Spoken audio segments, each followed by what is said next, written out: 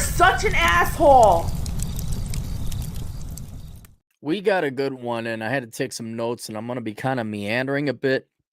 So bear with me, because this is, he struck a gold vein deeper than he thought. And there's a lot more to this than just like, yeah, we're not assholes. Good day, Mr. Clary. What are the psychological benefits do people get when they struggle or in poverty in a young age? Background, I had some acquaintances and friends that came from rich families. I envied them because they had life on easy mode. But in conversations, moral visions, philosophical concepts, me and my friend, were both from poor families, were years ahead of them. Poverty grounded us. We became more realistic. But is it all we have achieved? Bitterness and aversion to stupidity. There's no more friends in our lives that we can rely on. I mean, are they any interest? English is a second language. I mean, are there any intrinsic fundamental differences in inner core between poor adults who go through hardships and become successful adults versus truly rich parents that just don't F up their children, and how it will influence your future life in all possible categories? So, one, hardship success versus rich inheritance with a guide map from parents. Two, hardship success versus fake dude bros who aren't rich and they borrow money. Or, well, most dude bros don't have the money, they borrow it. And they do get it from rich parents. So there's both there, but they are two, I guess, different groups. You must know for sure, list all the benefits and describe it. I need a key to move to my questions to move on to the next. I'm able to pay more if you won't be lazy and make a structured long video response. Well, we'll kind of have to meander a little bit. So, all right.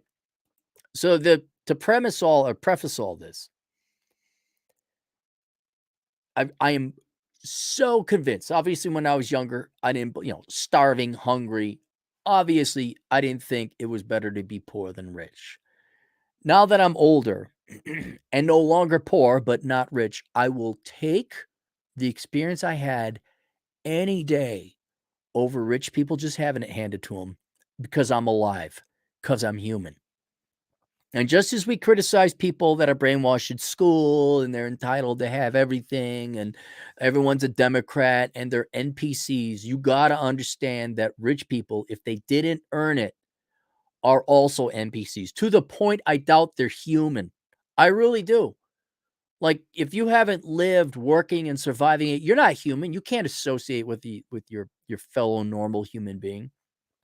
So overall, I would, yeah, absolutely. Because my life ain't going to be wasted. I truly do mean that. I'll explain later. But this is the key thing. You have to get out of poverty under your own steam. Because if you don't take that journey and don't live that experience, you will never be able to enjoy life to the level that formerly poor people do. You will never be happier than rich people. I think most rich people who inherited their money, I don't think they're happy. I'm not trying to make it feel better. But if you just sit there on your ass and collect welfare, like, oh, the Democrats said I had this trade and I need more government money, that you won't benefit from being poor. You'll just be poor your entire life. You need to go through the galvanizing process. Like iron goes in the heat to become steel. You need to go through it from poor, not necessarily being rich, but you can support yourself. You have a comfortable standard of living. And when you do that, holy cow, is life way better than somebody just had a brand new Ferrari. Hey, go on my Twittergram. Post a picture today of a hike. I am so way better off hiking and not going to, I don't make no 100,000 like the NBA dude bros. I don't make no $250,000 like whatever, Wall Street or what's it called? I don't know who those people are calling. No, I don't want that. There we go. Thank you. But I am so much happier. So much happier. And I'm way happier than the people who make more than me, but then still piss it away and don't have any money left over because they're trying to keep up with the Joneses. So it's not even close. It's not even close. Now, going through it, I did come up with some notes. Let's go through. These are the things that immediately came off the top of my head, as well as after some thoughts. Let's go through it. So first, you have purpose and reason to live. If you don't have any purpose and reason to live, you're just being kept alive by food and government checks and stimmy checks and your parents and the government or whatever. Or it doesn't matter. In either case, you're rich. I guess maybe that's the unifying thing between people on welfare and people who are trust fund babies is you both don't have to work for it. And so you have no reason to get up in the morning. You only exist. Whether you're a trust fund baby kid out in Winnetka or whether you're just Mr. Welfare, sixth generation family on welfare living in the trailer park or the ghetto. You don't have anywhere to go. You don't have anywhere to be. You don't have to do anything. And I don't care how, I don't have to work. There are fates a lot worse than not having to work. And that would be it's like not having any reason to get out. Like, what was it? Beckloff always said, there's only one thing worse than having a job, and that's not having a job. And so the psychological pain and torment that comes from having no purpose or reason to live, yeah, that's why you're depressed. Not a shock we got all the his and depressions and anxieties. It's like poor people don't have a lot of depression or social anxieties. It's only rich kids from the suburbs that got it. You don't have this. You don't have ADHD in Mexico. You don't have this shit in I don't know, Laos. You got important things to do, and you may not like that. Heck, it's even in my book, The Menu. I wrote have empirical data for this. Do you know that after the Germans lost World War II, after the country's destroyed, there was less self-deletion than there was when Germany, I think in the 90s or whatever, they reunited and they were booming, and Germany was the largest economy in Europe. It's because the Germans had purpose and reason. Oh, they were piss poor. But they had to rebuild. Well, first they had to clean up, then they had to rebuild. They had to get back to making German babies. It gave them a reason to live. And so if you got everything paid for, whether you're a welfare recipient or you're a trust fund baby, oh yeah. I don't know what it's like waking up every day. Well, you saw that also on the Twilight Zone, where the guy dies, but he doesn't know he's dead, and he's always winning, and everything's free, and nothing bad happens. Like, he's like, nothing, all the girls like me. And he goes up to I think it's the pit boss, and he says, this is like living in hell. And the guy says, where do you think you are, sir? Humans are not wired to just have stuff handed to them. That's the beauty of welfare. Is you guys all hate people taking money out. I agree. I get it. Yeah, they're parasites. I get it. But they're the most miserable people on the face of the planet because they ain't got a reason to get up and live. So that's one thing. All right, two, it gives your life a story. Atham came up with a prayer. I don't think he's particularly religious. It was about how he was thankful for having to walk through a blizzard and the challenge of life because it gave him a story. Let's compare two people, me and Mark Dayton. You say, who is Mark Dayton? Mark Dayton is the grandson or great-grandson of the guy who founded Target and Dayton's Corporation, former governor of Minnesota. Absolute weakest ass trust fund baby pussy that ever pussied. Right? Sit down and you tell me who you want to regale you the story of their life. You want to hear about Mark Dayton's story? And then I got some more money, and then I got more money, and then I woke up, and then mommy wiped my ass, and then I got the drugs, and then I went out, and then I went to the college, and then I became a teacher, and then I decided I want to run for Senate, and then I got a new car, and then I ran for governor, and then I got divorced, and then I started banging a girl who totally wasn't after me for my money. Very literally, he might as well not have existed. He's not a human being. He's not even an entity. I mean, he's there. I'm sure he's a sentient entity, but is he really? And my story, would you rather hear my story? I mean, it's not fun, but it's a story. There's a plot. It's going somewhere. I succeeded. Oh, hey, the protagonist wins. It's the difference between watching a movie. I remember this one time. I'll tell you a story. I'm going to tell you a story. This guy lived out in British Columbia. It was when self-publishing was just starting. And he says, "Hey, can you read my book?" And so I'm like, yeah. I was naive. I was stupid. Yeah. Send me. I'll promote it. So I'm halfway through the book, and all it is about this idiot's 20-somethings experiences going to parties, going bar hopping into the different town over in British Columbia. And halfway through, I said, "Is this going anywhere?" He's like, "Oh no, it's just my experiences and thoughts and what's going on and what's happening in my time in the life." Like, who the hell wants to read this? There's no plot. There's no purpose. There's no story. Mark Dayton might as well not have been alive. Honest to God, he should just what would have been what? Somebody else would have been governor. All right. I got a cool little story. I could look back, man, I remember the hard times and I got through it. Atham the same way. Atham has had a horrible life. And yet then he graduates with a degree in chemical engineering, gets to hang out with us Hanyakers over there in Reno.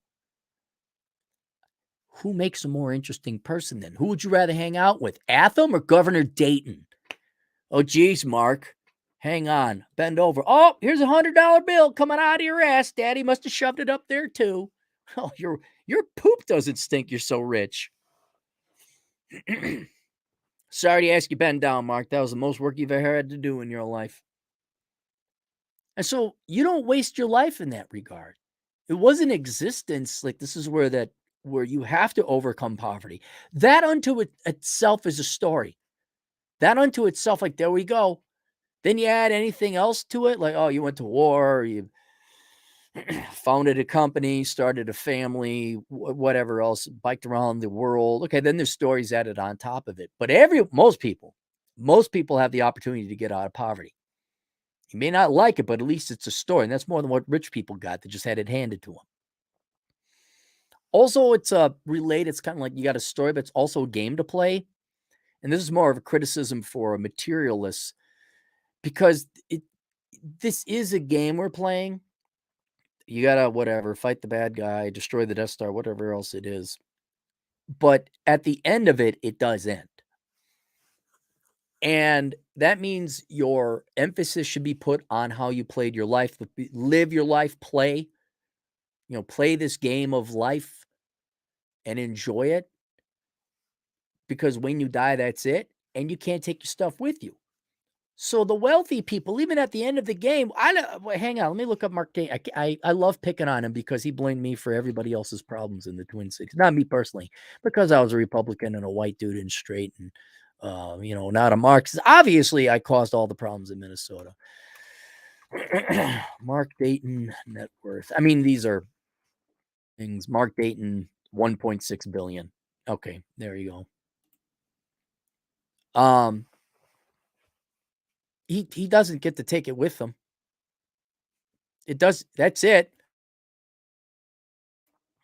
And so people who chase after material things, whether you're wealthy, you just go buy it. Okay, I guess.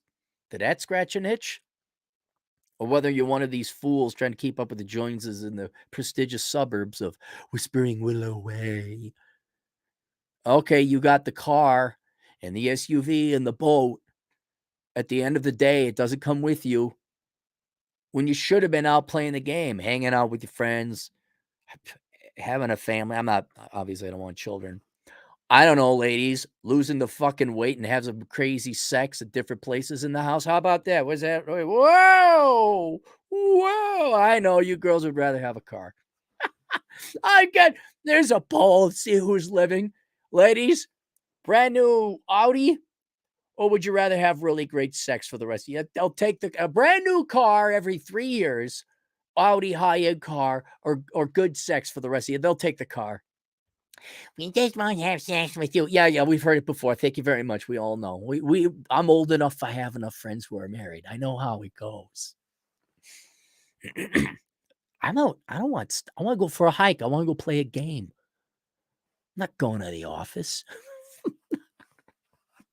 I'm not going to buy stuff. Oh, so there's that. Then also I got this from Ayn Rand's book. What the hell was the name of that book? Virtue of Selfishness? And she claimed that pride in accomplishments was the greatest source of joy. And she even tied it into love and investing in another human being. It was a little bit complicated how she did it, but it was uh, logically consistent. It was consistent. It made sense. But it's a real thing, especially as you get older. And I've talked about this a lot, where when you're young, you seek everything that's novel and doesn't take labor. Eating ice cream, being a kid, biking, whatever else it is. Now, time goes on and things lose their novelty. And when you're a kid, you get to do everything you want to do. And then you got to do something that you have to do. But I'm even at this stage where, like, okay, things are kind of on autopilot, things are very stable. What do I want to do? I'm not as excited about motorcycling as I used to be. I'm not as excited about hiking as I used to. I've done a billion times. And even though it took a lot of work, do you know what I took a lot of pride and joy in? My retaining walls. I put in my retaining walls. I got at the end, it was an accomplishment, obviously a lot of physical labor. I felt like I did when I finished writing a book. And I think Ayn Rand is right, only because I've experienced this. After you're done being a kid and everything, all the fun stuff kind of loses its novelty. You got to, like, okay, well, what am I going to do now? Everyone goes to that party. Oh, they want to party. They want to go on the boat. They want to drink. Woo, party. Okay, you do that. By about 32, 33, you're like, no, I don't want to go to nightclubs. No, I don't want to get hammered. What do you do? Well, it's accomplishments. It's work. And when you finish, even I had a grade. I had a grade because we finally got water this season. I had to grade my yard, a fair amount of it, to drain the water away from the house. And when I finished it, I mean, yeah, it looked good. All right. It was all right aesthetically. But when I finished it, I'm like, wow, I even go out there sometimes now when I look at it. Like, yeah, I did all that. But we got a really good rainstorm one time. And I've never seen it operate, like we get a little bit of rain. Of course, it was raining a lot. Then I put it in, then we get a little bit of rain. We got a big storm. And dude, that thing was flowing right into the pond. Exactly the way I wanted. I was real excited. I was real happy. But Mark Dayton's little uncalloused finger, he doesn't know anything like that. I am wealthier than Mark Dayton. I am. I got to experience that. He didn't. The piece of shit welfare bum sitting there blaming everything on whatever group it is this day, he or she doesn't know that. All they know is they got their stimmy checks and they're going to go down to the gas station and buy themselves the big thing of Mountain Dew, get themselves a bottle of booze and take their Adderall, whatever it is the couch sitters do. Poor people, if you got out of poverty, hell of an accomplishment. And the only problem about that, though, is you don't visually see it. Like, you did it and you're still proud of it, but it's not a physical building of something. It's about the only drawback, but it's probably likely the biggest accomplishment you're going to have. And so when you take pride in your accomplishments, that's another thing rich people don't have. Then there comes value. I even wrote an article about this because I work security, one of the Saudi princes, not any of the big ones. There's a million of them, thousands of them. They want a protection when they go to the what's it called? The clinic in Mayo Clinic. And so I went there, and here was this prince. And just Prince, we're not talking young, sexy prince. We're talking old, decrepit guy about to die prince. Probably he's died by now. One of thousands. And so all I saw was a bunch of people that were insanely wealthy. Insanely. And his entourage, including his multiple wives, and I don't know how many children they had, but all they did was go and shop. So we'd escort these people around, and all they did was shop. And they were just as likely to buy a brand new car, of which they could load it up in their plane. They have multiple planes. They could load up whatever they wanted. One gal bought an entire box of hand sanitizer. And I asked, was she going to give that alms to the poor, or what's that for? No, she just bought it. And it dawned on me, you could see it, their eyes were dead. Not bad people, by the way, perfectly fine people. They just weren't alive because they didn't have to work for it. And all it was an existence of buying something. Maybe this trinket will give me excitement. Maybe it was like being a rich trophy wife. It was like being out in the Wazeze. Like after you get all the money in the world, what do trophy wives do? They just go and have another breve with their friends? Ooh, you change the color of your nails. You get the new car or Range Rover. You see all these people, hoarders, also poor people living on welfare. All these clothes, all these things, all these items, all this stuff. Maybe if I buy this next pair of shoes, that will make me happy. Maybe if I get the new Range Rover, that'll make me happy. Maybe if I get the heated seats, that'll make me happy. Never makes you happy. And so poor people know the value of a dollar. And that not only goes a long way in not losing, like, trust fund baby. Not one empire has been lost necessarily by the guy that built it. It's always by the inheritors who don't know how to maintain it. So not only is it helpful, like in personal financial management, to know the value of a dollar, but value. Like, this isn't worth my time. I don't need that thing. The sad, pathetic state of inherited rich people or welfare people that buying whatever, your Air Jordans or going to this concert, that's going to bring you happiness. That's going to give your life purpose and reason and live. Again, you might as well not be alive because you're not alive. It's a constant treadmill. You never catch it. The carrot's always in front of you. You never get it. There is no carrot. The material stuff isn't going to make you happy, but what else are they going to do? They've never had to struggle.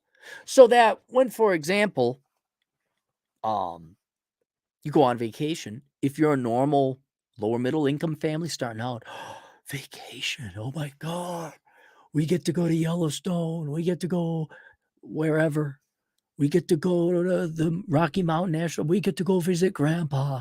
You're excited about it because it's rare, provides scarcity, and you can't have value without scarcity. Because if everything is unlimited because you got infinite money, nothing has value. It's like losing your nervous system. You can't assess things anymore. And so there's that. And then also very closely related, because you don't know the value of a dollar. Well, a dollar or any unit of currency is just other people's time. But since you didn't have to sacrifice your time and invest to get that money, you don't know what money, you don't value other people's time either. Money doesn't exist. It's just this thing. I give you that. No, you give me everything. But in having infinite money to buy infinite amount of other people's time, you don't value their time because you're not transacting time for time, because you would have to give up your time to get the money. Think Mark Dayton knows what it's really like to be a waiter? Oh, he might sympathize a little bit. He's never been a waiter. Mark Dayton's never pulled a triple shift working 24 hours in his life. So when you bust your ass off, you finally save the money. Now, man, that guy farts out money, I just got it. And so in you just having money, welfare or rich, you don't know the value of other people's time. And if you don't understand and appreciate other people's time, you're not capable of forming relationships with them, because they're like, I got to do this. I remember this one gal, God, how many stories do you want? I've talked about it before, but it shows you. This gal was the billionaireess. This is the one who came from billionaire Asian folk. And the mom did not like white people. She also did not like my 1985 Gutless Cutlass Supreme that did not have a muffler. And she said famously, "You park down there. You park down there." Because she did not want the neighbors to know that there was a poor person in her house. So her worthless, I do mean that, another person who might as well not even be alive.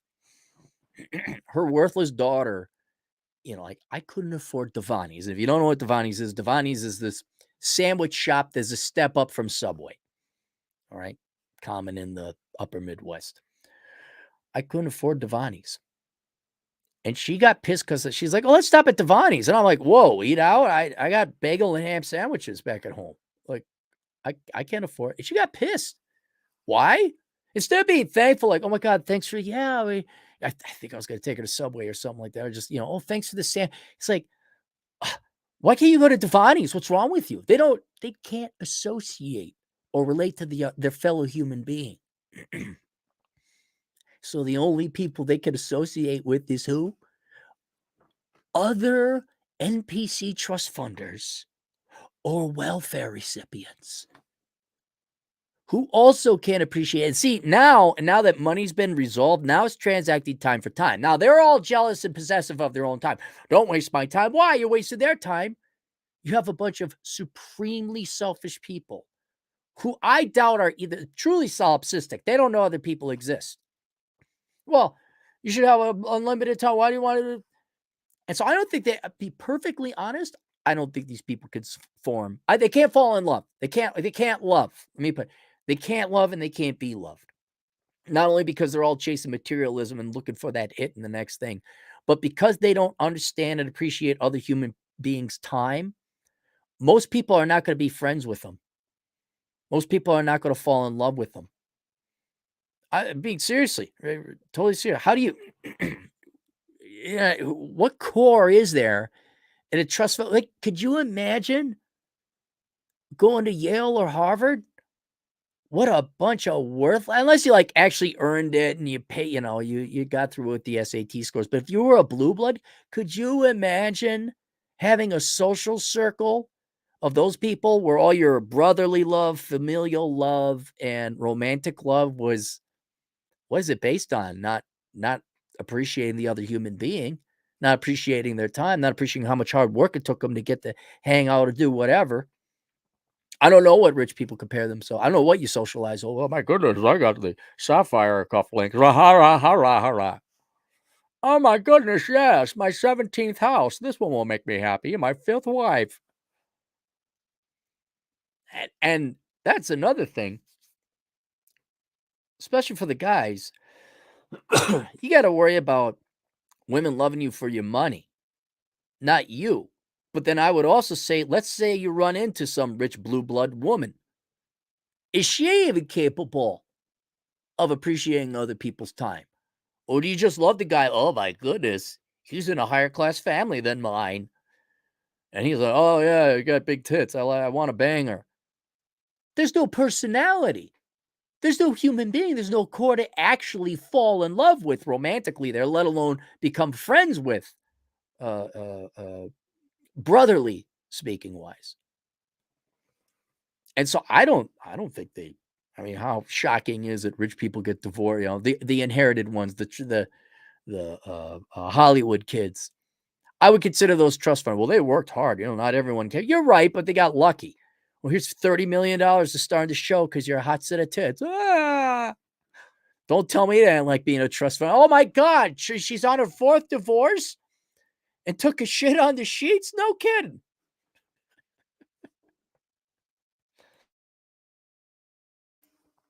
And so right there, you got somebody who was brought up poor, worked hard. They're going to appreciate your time. They're going to actually love you. So I think of anything, that's one of the biggest advantages of being poor is you're human. You can form other human relationships because you could associate with other people. Being poor, you should get to the point, if you got out of it, like, "Wow, I didn't need any of that crap." You should know the material things are pointless and stupid. They just clog your house. I mean, you need things. And every once in a while, there's a nice thing. Like, you guys know, I bought myself a poker table because I like spending time with people, playing poker with them. Like the value is finding other people and having really an intellectual conversation. because as long as you got your food, clothing, and shelter taken care of, your Maslow's hierarchy of needs, you're fine. You don't need a Ferrari. I would also say that there is street smarts that comes with being poor. When people are lying to you. Rich people, I think, could get hoodwinked a lot easier. That's about it. Let me just there you go. That's it. Yep. So there. I'm not kidding. You will enjoy life more if you're poor and you get yourself out of it than any other person out there who's inherited the money or gets the money through welfare and lives a parasitic existence. And go for those hikes, man. You will. You'll enjoy. About the only thing I could add to this is you stay in physical shape and have a lot of sex, but I won't say what half of the population is like, oh, sex. Get in shape. Oh, I don't know. I want to sit here and watch television.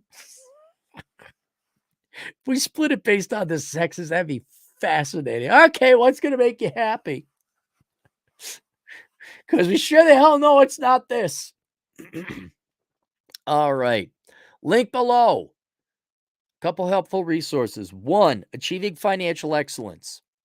And you say, well, you just talked about how money, you don't need money. No, that's the whole point of it, is like how you don't need money, or you need a lot less of it.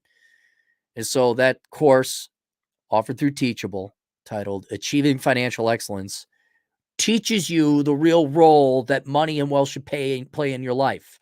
So you're not one of these idiots dropping $60,000 on a brand new truck because it's new, and you can show it off to the other limp dick project managers over at your office, right? So if you're still addicted to spending, it does parlay into the minimalism course, but it's the shorter, it's the companion course to the minimalism course, which is not open for enrollment. So if you want to stop being an idiot thinking you got to get Michael Jordan shoes or Air Nikes or Air Jordans, whatever they're called, there you go. Also link Dispatch Pad Economics. That's the how-to instructional, like what is a 401k? What is an IRA? How do I save for retirement? How do I start a business? How do I do my taxes? Everything your dad should have taught you but didn't. And then also linked below is the Black Man's Guide Out of Poverty. We have a fair amount of black men in the audience. Obviously the poorest, except for American Indians, obviously the poorest large racial group in the United States. So if you guys would like to get out of poverty, there's a how-to manual. But you're white. Yeah. You'd be amazed how poverty's kind of the same.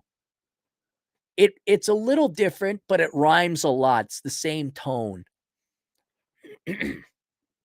But yeah, if you don't like the fact it was written by a white guy, you could stay poor. I don't care. Let me know how Jesse Jackson and Al Sharpton, let me know how old boomer black dudes' advice has worked for you. Let me know how that worked. Oh, Barack Obama, the middle-aged guy. Oh, yeah, yeah, listen to his advice. Oh, just have a rich white grandmother like I did. Have her pay for everything. And there you go. For the folks. What do you mean you don't have a rich grandmother? All right, super chats. 10. Drew, $2. Johnny Kim was poor. Navy. Oh, yeah, that guy. Holy cow, that guy. Johnny Kim was poor. Navy SEAL, MD, and astronaut. Yep. All the Asian guys are like, one guy, he's like, will you do a request on this guy? Because every Asian mom compares us to this Johnny Kim. Drew, $5. Found out a commercial real estate dude bro I know is facing multiple lawsuits and is getting divorced. They all lie. He's the kind of guy you talk about in the Behind the Housing Crash book. Yep. That's another book. You guys want to get my first book, Behind the Housing Crash? Look it up. Drew, $2 again. Any bankers you work with go to federal prison? No, I don't think so. I know they all got fired. Even after the housing crisis, the last bank I worked for in Wyoming, ain't none of them there anymore. I think the CEO is still there. But yeah, most all of them got fired. But I didn't really look up. I know a couple have died. I know one, I want to bang his wife. And I'm half tempted as like a revenge for the American taxpayer to do it. I have to go several states over to find them.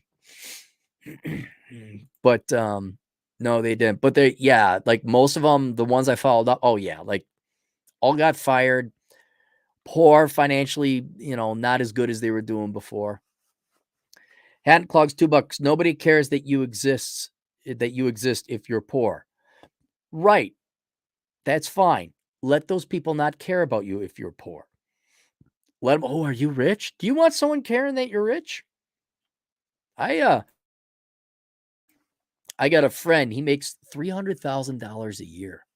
And he's telling me about this young girl thing he's dating. I'm like, don't tell me you didn't tell her. And like, oh, well, she knows what I do. I'm like, oh, why did you tell her?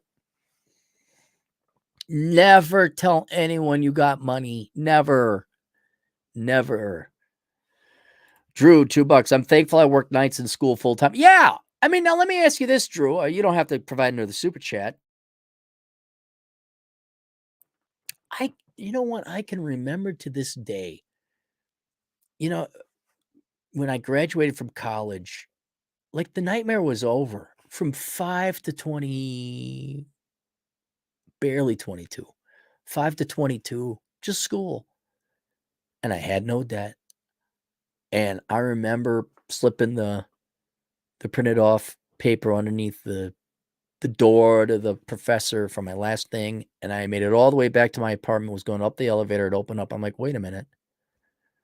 I just graduated from college. I'm done. So I hit the one and went back down, grabbed myself a bottle of whiskey, and I had a 5-disc carousel chip, put in a bunch of Rat Pack, hit random, drew a bath, poured myself a big glass of whiskey. Roommate came home like, what are you doing? I'm like, I just graduated. He's like, congratulations. I'll never forget that day. Never. And all those nights and all the cold. You allow me to brag a little bit. You wonder why I'm an interesting guy? Because I'm not a pussy who had his ass pampered like Mark Dayton. We went through shit. We went through trials. You wonder why vets, especially combat vets, are way more interesting people than us? They've gone through shit. Hello, Mark Dayton. I mean, could you imagine having a conversation with that guy? Oh, my goodness, what color is your boat? Oh. Did you have the 150-year scotch or 160-year scotch? I don't know. My penis can't tell the difference. Oh. I'll take Alex Patino, the truck driving Latino agent in the field, any day. He's got way more better.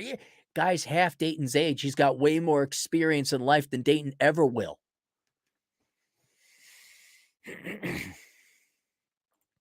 Lavish Patch Kid, 20 generous dollars. What sucks when you're broke, the good-looking chicks jump right into bed with you. When you start having money, they all of a sudden turn into Mother Teresa, thinking they'll trick you into a relationship. You're not wrong. Most I got laid, I was living in a basement apartment. Now, I did have save up some money. I mean, I wasn't rich by any stretch. But I was happy. I wasn't even that good of shape.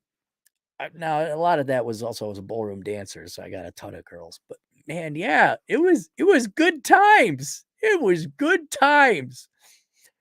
Lavish, how old are you though, too? I mean, is that still the thing? That was certainly the case in the 90s and the aughts.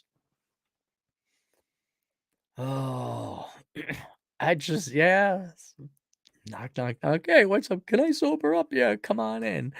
Wiki, wiki, wiki, wiki. Hat and clogs, $5. Being poor sucks. Fudge being poor, but hang on. Being poor sucks. Fudge being poor. But you know what being poor is like? Happy Cappy. Don't be poor, Cappy. Also, Dude Bros did nothing wrong. Oh, fudge being poor. All right, being poor, fudge being poor. But you don't know what being poor is like, Happy Cappy. Don't be poor, Cappy. Here's another thing. I'll add this to the list. You actually appreciate everything you have. Like I tell the like, I'm so happy we live in South Dakota. I'm so happy I get like my friend has his place down in Vegas, and I get to I didn't earn that. That was luck. I get to for watching over the house. I get to live there for free. I don't get to see snow. I got my motorcycle. I'm happy I get to work from. You're happy and thankful for all these things. I I can't imagine what I'm trying to think of. Let's stop picking on marketing. What is Nancy Pelosi thankful for? That bitch doesn't have an ounce of thanks in her entire body. Chase Robidoux, $5. If you lived out of your car by choice or force, you've lived and probably have some good stories. Right, right. I remember I had to live in a office building for what was it, 2 nights? I don't think it was a weekend. It was 2 nights because I was going from one apartment to the next, and so I had to move everything into this and the reason I had access to the office building because they had the keys out of security. I just slept on the couch. And yeah, yeah. Good times, man, good times. You gotta talk to some ditz from Edina who's had everything handed to her, like, "Hey, did you ever have to sleep in a car?" "Yeah, what are you talking about? I just had this platinum dildo shoved up my ass with diamond crusted all the time. What do you mean? Ew, the bodies, ew." Drew, $2. The super rich I know enjoy helping others. They probably earned it. Probably earned it. Pixels going their own way. 20 Polish zlotys. Hi, Cappy. You sound reasonable. Does it mean I'm getting old? Yeah. I mean, if you can identify reasonability. Oh my goodness. Ladies and gentlemen, look who we got here. Someone who is currently in second place for having the most fun in the United States this summer. Erica Shanta Williams at Erica's Classy Climb for $5. In women's group, everyone's saying the new dating trick is to lose 20 pounds. Yeah, but are they going to do it, Erica? Are they going to do it? Like, this is the new trick? This is undiscovered technology? Is this what they came up with, the latest discovery in your labs? Wear dresses and go to men's spaces. The tide is turning. Good. I've been telling women to go to the cigar lounges for ages. Hold it. Are you telling me they're starting to think about what men want? I'm glad I'm in my sitting down chair. By the way, how is second place? I have a slight cold, like a little sore throat. I'm still gonna go for a hike. And I'm gonna do power paragliding here. Found out there's a friend that has a friend that does power paragliding. I'm gonna go power paragliding. What are you doing there, huh? You're just doing your Erica thing. By the way, go follow her on Instagram. Uh, the girl does have fun. She's not. I don't think she stays in one country for more than 48 hours before she's somewhere else. Dong is fun. $5. Cappy, you could give me 5 numbers, 1 through 70, and one number 1. Okay. 15, 20, 63, 37, and 45. One number 1 to 20, 14. There. That was the easiest $5 I think I've ever made in my life. And I've done some things with $20. All right. Moon-pilled rational optics. Cappy, I'm going to knock boots with his wife for you guys. I am a Christian that way. I'm very selfless. Way to take one for the team, Cappy. Laughing all loud. Hey, anytime you guys need someone to step up to these heights. Yeah, she's good looking too. I don't know how the hell he got her. I really don't. But yeah, would. Absolutely would. With vengeance. Naughty DJ Aftershock, 5 generous dollars. What Cappy, bro? That was your graduate. What Cappy, bro? That was, you gotta need a comma, bro. That way I know it's like, bro. What Cappy, bro? That was your graduation, bro? No, da da da. No, wait, that's the British thing. What the hell's the graduation thing? Da, da, da, da, da, we're gathered here. Da, da, da, da, da. You dumb schmucks gave us $250,000. Da, da, da, da, da, for $50,000 of books. Da, da, da, da, da, and you'll be crippled financially for the rest of your life. Da, da, da, da, da. For us, like us big ballers, bro. Yo, the valedictorian made us cry in the stadium, bro. Hang on. Keynote speaker, Carlson School of. Wait a minute. Keynote speaker, graduation, Carlson School of Management. I gotta see what douche they had. Commencement. Friday, May 12th. Carl, commencement, master's and doctoral, bachelor's, view schedule. Who spoke? Schedule.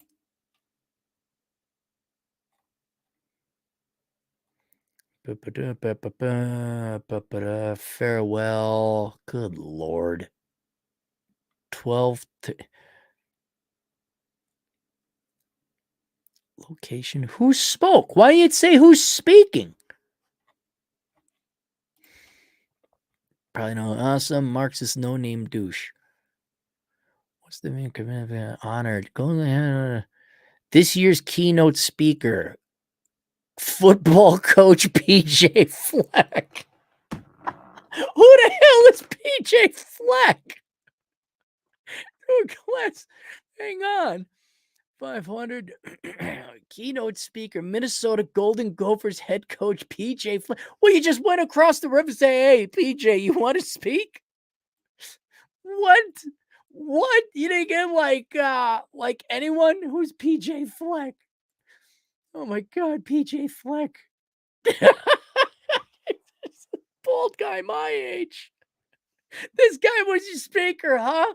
Oh, who is this guy? Oh, born 1980s, younger than me. Football coach, former wide receiver, played college football, wide receiver, signed under draft 49ers, spent majority short NFL career, practice squad, pursued a career in coaching. Oh, attended Illinois, wide receiver, assistant coach, head coach. He's never left college. Oh, PJ Fleck. I'm glad. Oh boy. Oh boy. I hope you guys had fun. Oh, DJ Nomad, 2 Canadians. My Uber was IT and engineering grad, California failing. Yeah, he's in California. That's the problem. All right, there you go. All right, thanks for all the generous super chats. Link to resources below. Hang on. I want to see what the Golden Gophers record. Oh, they are overall 2-1. What was it, 2022? Let's see how good Mr. Fleck is. Minnesota 5-4, overall 9-4. Conference overall. That's pretty good. Home, away. All right. Well, all right. Maybe you won. Maybe he's doing good. All right. I'm going to close out all these. That's it. We'll see you guys later, Toodles.